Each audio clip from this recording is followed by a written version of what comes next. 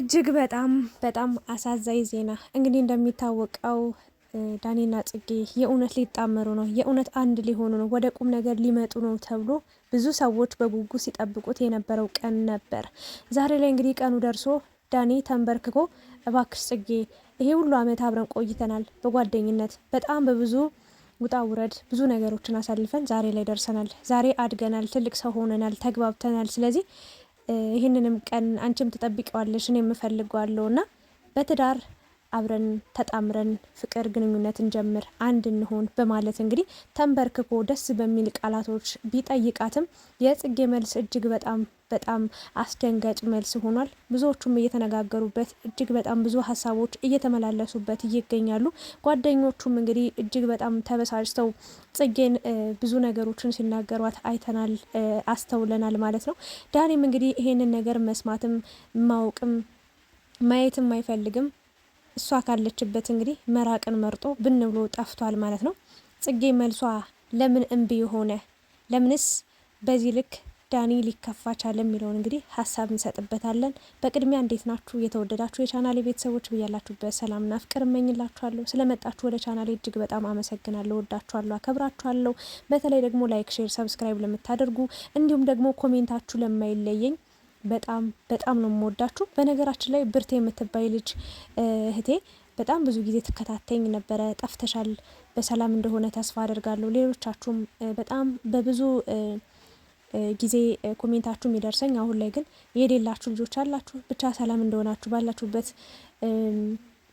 ደህና እንደምትሆኑ ተስፋ አደርጋለሁ። ክፉ አይንካችሁ ለማለት ወዳለሁ። ወደ ዛሬው ሀሳቤ ቪዲዮ ሳልፍላችሁ እንግዲህ ዳኒ ትናንትና አንድ ቪዲዮ ለቆ ነበረ። እሱም እንግዲህ ጓደኞቹን በዙሪያው የሚገኙ የሚያውቃቸውን የሚያውቁትን የቅርብ ጓደኞቼ ናቸው የሚላቸውን ሰዎች ሰብሰብ አድርጎ እንግዲህ ለጽጌ ተንበርክኮ የፍቅር ጥያቄ ለማቅረብ ዝግጅቱን ጨርሶ ነበር። በብዙ ውጣ ውረድ፣ በብዙ ጭንቀት፣ በብዙ ውጥረት ውስጥ ሆኖ እንግዲህ የጽጌ ምላሽ ምን ሊሆን እንደሚችል አያውቀውም ነበር። ነገር ግን እሺ ብትለው ደስተኛ እንደምትሆንና እሺ እንደምትለውም በትንሹም ቢሆን 50-50 ሆኖ እርግጠኛ ሆኖ ነበረ። ነገር ግን ጽጌ ስትመጣ ታሪክ ተቀይሯል። ያ ሁሉ ደስታው፣ ያ ሁሉ ፈገግታው፣ ያ ሁሉ ሀሳቡ ብትንትን ብሎ እንግዲህ እንደምታዩት አንገቱን ደፍቶ እያቀረቀረ እያለቀሰ አይተነዋል ማለት ነው። በጣም እዚህ ጉዳይ ላይ በደንብ አርጌ ሀሳብ መስጠት ፈልጋለሁና ጽጌ አብራ የምታውቀውን የምትወደውን ሰው ለ10 ምናምን ዓመት አብረው ኖረዋል። በነገራችን ላይ የድሮ ፎቶዎቻቸውን የድሮ ቪዲዮቻቸውን ብታዩ ገብታችሁ በጣም ገና ትንሽዬ ልጆች ሆኖ ነው። እኔም ራሱ ማለት ነው እከታተል ነበር። በነገራችን ላይ እኔ ሚዲያ ማየት የጀመርኩትኝ በጣም በፊት ነውና አጋጣሚ ሆኖ ኢትዮጵያ እያለውኝ የኢንተርኔት ቤት ነበርና እዛ ዩቲዩብን ገና ብዙም ሰው አያቅም ነበረ። ብዙ ተጠቃሚም ብዙም አዋቂም አልነበረም ተከታታይና ያኔ ጀምሮ ነው እኔ በኢንተርኔት ቤት እዛ ለመድኩኝ። በዛው ማየት ጀመርኩ። ስልክ ሳይኖረኝ ገና ኢንተርኔት ስለማይ ስለ ዩቲዩብ ላይ እነማን እንደጀመሩ ምናምን አይ ነበረ፣ እከታተል ነበርና ድሮ ልጅ እያሉ ነበር የጀመሩትና ያ ሁሉ አመት ያ ሁሉ ጊዜ እንግዲህ አብረው ቆይተዋል። ሲጣሉ፣ ሲጣረቁ፣ ፕራንክ ሲደራረጉ ብዙ ታሪኮችን ሰርተዋል። ባጭሩ ዳኒና ጽጌ ማለት ቲክታኩንም ዩቲዩብንም የተቆጣጠሩ እጅግ በጣም ለብዙ ሰዎች መንገድ የከፈቱ በጣም በብዙ መንገድ ያደጉ በጣም በብዙ መንገድ የተለወጡ ብዙ ርቀቶችን የተጓዙ ልጆች ናቸውና ዛሬ ላይ እንግዲህ ሁለቱም አድገዋል። ሁለቱም ተለውጠዋል። በአስተሳሰብ፣ በአኗኗር፣ በአለባበስ ሳይቀር በጣም በብዙ በአካላዊ ራሱ ተለውጠዋል፣ አድገዋል እና ዳኒም በጣም ሙሉ በሙሉ በሚባል ደረጃ ተቀይሯል። ጽጌም እንደዛው እና እነዚህ ልጆች የእውነት ለመናገር ትክክለኛ ላይፋቸውን ትክክለኛ ህይወታቸውን ለሚዲያ ይፋ አድርገው አያውቁም። ግን ደግሞ ዳኒ ከሌላ ወንድ ጋር ሲያት ጽጌ ጋር ይቀናል። ጽጌም እሱ ከሌላ ሴት ጋር ሲሆን በጣም ትቀናለች። በተለይ ጽጌው በጣም ይለያል እና ይሄ ሆኖ ሳለ እኔ ምን ብዬ ተናገርኩኝ ባለፈው? ወደ አንድ ቁም ነገር ነው። ሁሌ ልጅነት የለም፣ ሁሌ ቃቃ ጨዋታ የለም። ጽጌም እድሜሽም ጨምሯል፣ ሄደሻል። ዳኒም እንደዛው። ሁሌ በቃ የልጅ ጨዋታ አታድርጉት። ህይወትን መኖር አለባችሁ፣ ህይወትን መቀጠል አለባችሁ፣ ኑሮ መቀጠል አለባችሁ።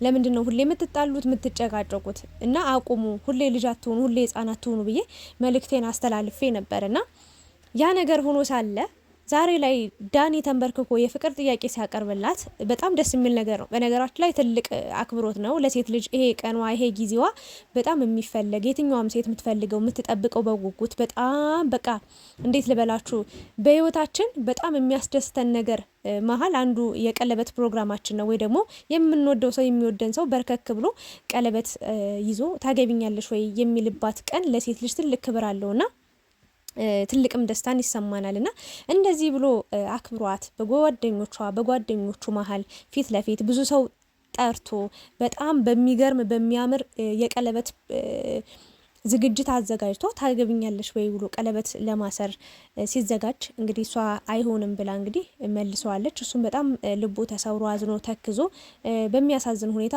በኖ ጠፍቷል ማለት ነው። ይሄ እንዴት ሊሆን ቻለ የሚለውን ምክንያቱን ልንገራችሁ።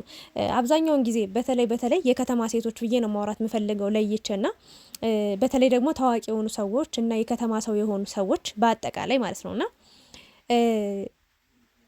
ማለት የሆነ አንዳንዴ ሀፍት ስላለ ሀፍት ያለ ፍቅር ምንም አያረግም።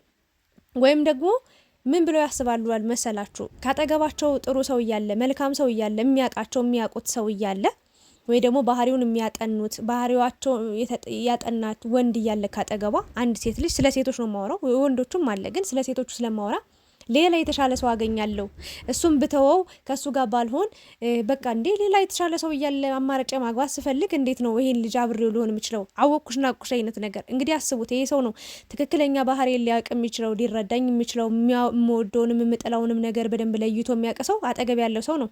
ለአመታት አብሮኝ የኖረ ሰው ነው። ትክክለኛ ባህሪውን የማውቀው የሚጠላውንም የሚወደውን ነገርም ለይቼ የማውቀው ሰው እያለ ለይታ የምታውቀው ሰው እያለ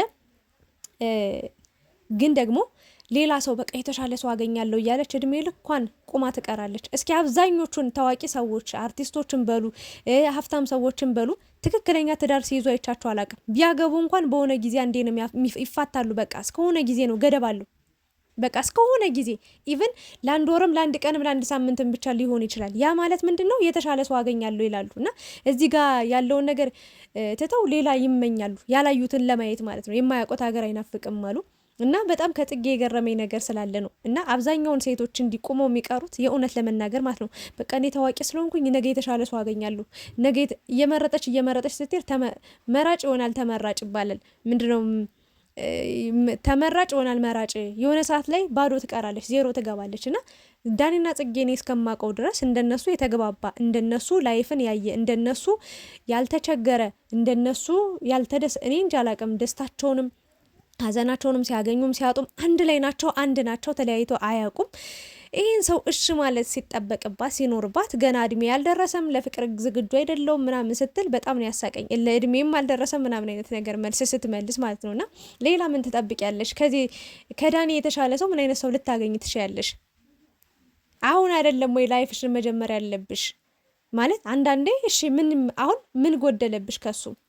በእርግጥ የምትኖሪ ህይወትሽን ላይፍሽን አንቺ ነሽ። ግን እርግጠኛውኝ የምናገረው ነገር ከዳኒ የተሻለ ሰው አገኛለሁ በማለት ነው እንጂ ከዳኒ የተሻለ ሰው እንደማታገኝ ካወቀች ወይ ደግሞ ውስጧን ካሳመነችው እሺ ለማለት ምንም አይነት የሚያስገድዳት ነገር የለምና አብራ ያወቀችውን ሰው ባህሪውን ያጠናችው ሰው አጠገቧ እያለ ሌላ ሰው ገና ከዛ እንዲህ ስትል ታብድና በቃ አብዛኛውን ጊዜ ታዋቂ ሰዎች ወይ ደግሞ ቆንጆ ሰዎች ልበላችሁ ወይ ደግሞ በቃ አፍታም የሆኑ ሰዎች በትዳር መታሰር አይፈልጉም። ቶሎ ብሎ ትዳር መያዝ አይፈልጉም። በቃ እዚህ ጋር እንደፈለጉ መዝለል። እንዴ ጽጌ እስኪ በቃሽ እኮ ዘለልሽ። በቃ እዛም እዚህም ጋር በጣም ብዙ ላይፍን አሳየለፍሽ። እንደው ከሀስከፈ ላይፍን እስከ ጥግ ድረስ በቃ አይተሽዋል።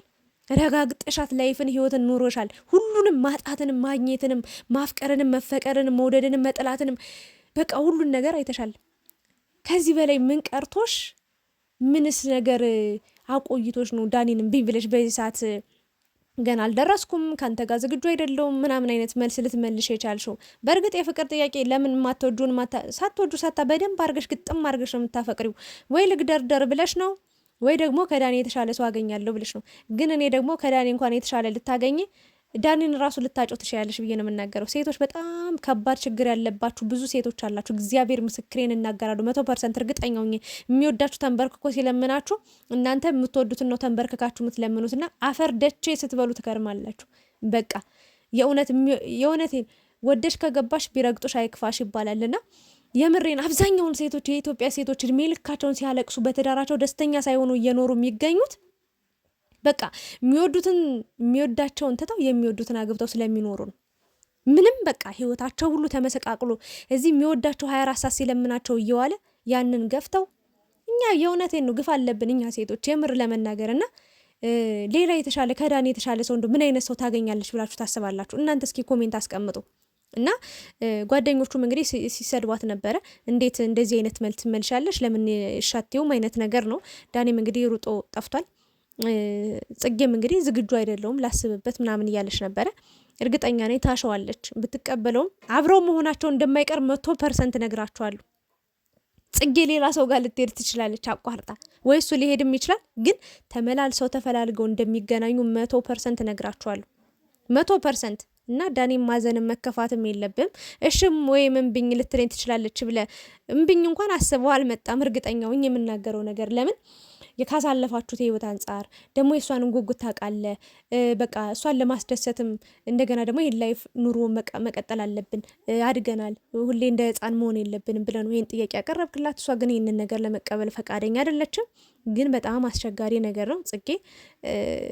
እንደውም አብራችሁ ኑሯችሁን ብትኖሩ ከተግባባሹ ሰው ጋር ከሚያቅሽ ከምታቂው ሰው ጋር ሌላ ባህሪ ሌላ ማንነት ሌላ ሰው ያፍቅረሽ ወይ ደግሞ የማይወድሽ ጋር ኑረሽ ወይ ደግሞ ሀብታም ስለሆንሽ ወይ ደግሞ ቆንጆ ስለሆንሽ ወይ ደግሞ ዘናሽ ስለሆንሽ ወይ ደግሞ ፌመስ ስለሆንሽ የተሻለ ሰው አገኛለሁ እያልሽ እድሜሽን ከምትጨርሽው እድሜሽን በባዶ ተስፋ ከምትጨርሺ በቃ በወጣትነትሽ ከዳኒ ጋር ያለውን ነገር እስከዛሬ እብደት ነው፣ ጓደኝነት ነው፣ ጩኸት ነው፣ ጭቅጭቅ ነበረ። ከዚህ በኋላ ግን ኮስተር ብላችሁ ላይፋችሁን ብትኖሩ የተሻለ ነው ብዬ ነው የማስበው።